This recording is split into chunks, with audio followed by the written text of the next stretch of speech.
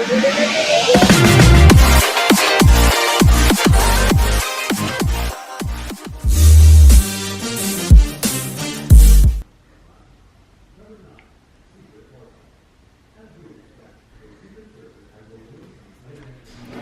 September 4, 2018, and this is what's for dinner. We have beef with broccoli.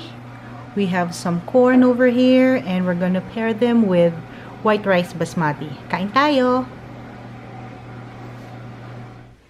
It's September 5, 2018, and this is what we're having for dinner. We have tuna pasta, and we have my version of Caesar salad. Thank you for watching. Kain tayo! It's September 6, 2018, and this is what we're having for dinner.